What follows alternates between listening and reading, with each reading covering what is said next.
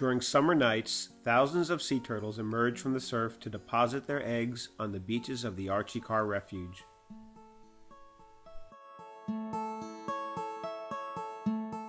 This 20-mile stretch of beach south of Melbourne Beach is the most significant area for loggerhead sea turtle nesting in the Western Hemisphere, and the most significant area for green turtle nesting in North America.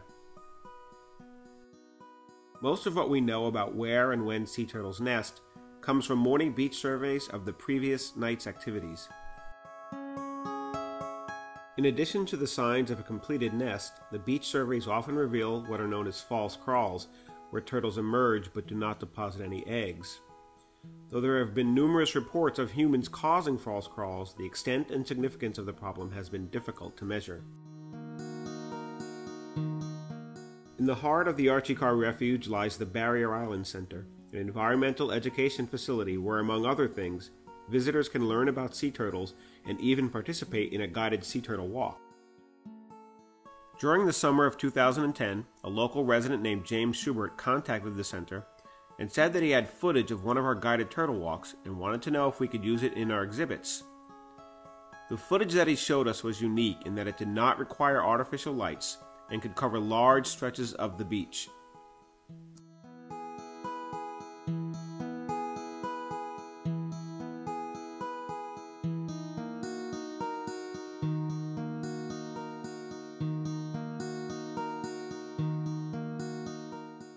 James had selected a camera with a high light sensitivity, or ISO, fitted with an interval timer and an external battery capable of lasting throughout the night.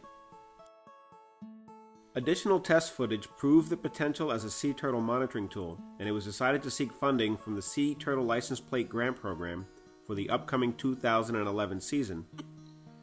The grant was submitted and eventually funded for $8,000 to purchase camera equipment and to pay an intern to oversee the work. The study called for 2 cameras to be deployed at the observation deck at the Barrier Island Center, one pointing north and the other south. Each camera would take a photo every 30 seconds from dusk until dawn over a 60-day period that coincided with the peak of sea turtle nesting within the refuge and with the guided sea turtle walks that originated at the center.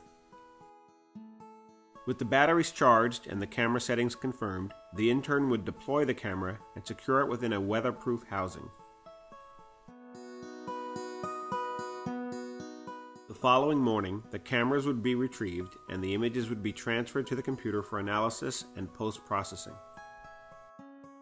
The nightly images from each camera were then stitched together to create time-lapse movies for each night. Once the image data was backed up and the movies created, the intern would use a GPS to map the exact location of each turtle track. The species could be determined by the type of track, and the size of the turtle was estimated by the track width. A determination was also made about the outcome of the emergence, whether the turtle false crawled, dug a body pit but did not nest, or completed the nesting process. During the 60-day study period, a total of 230 sea turtles were mapped within the study area. Loggerheads made up 58% of the emergences, while greens made up only 41%. Only 2 leatherback turtles nested during the study period. Of the 230 emergences, only 29% resulted in a nest, with the remainder either body pits or false crawls.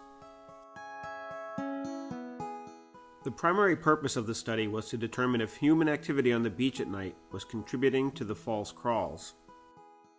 We also wanted to differentiate between people associated with the guided sea turtle walks and those that were not. During the study period, we only noted 4 instances where the turtle walk seemed to disturb a turtle. On one night, the group spooks a turtle emerging from the surf on their way north to view a nesting turtle. And then again on their way south, returning to the beach access. In this next instance, a loggerhead can be seen emerging from the surf directly adjacent to the turtle walk.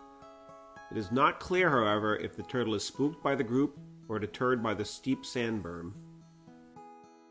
By contrast, we noted 23 instances where individuals not associated with the guided turtle walks appear to have disturbed sea turtles. These range from turtles being spooked as they came out of the surf, to individuals fishing on the beach using bright white lights.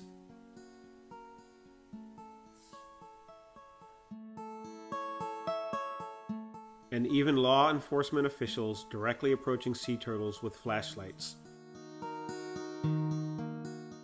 Interestingly, we soon became aware of another phenomenon where turtles would be spotted in the surf, but for some reason did not emerge onto the beach.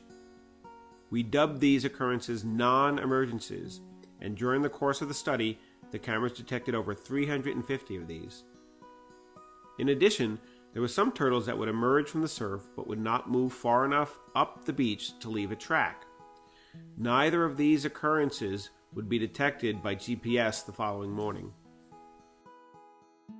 By combining the GPS location data for each of the nests and the times from the individual photos into a database, we could determine what time of night each turtle began the nesting process and exactly how long it took. To illustrate the data, a graph was developed with the lunar phase and date from left to right across the top,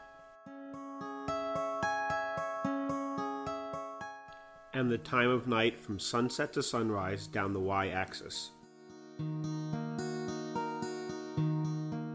The shaded color of each cell represents the relative brightness from the moon, with black cells representing moonless times of night.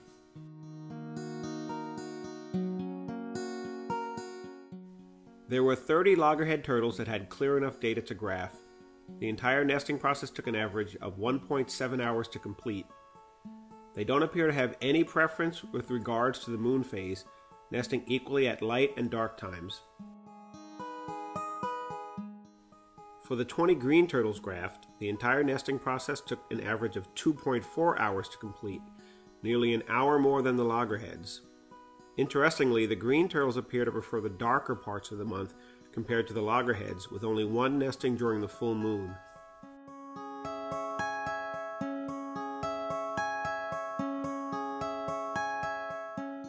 The results of the study show that though humans seem to be causing at least some of the false crawls, there were many more that occurred for no apparent reason. The results, however, do stress the need for continued education about proper beach etiquette with regards to nesting sea turtles.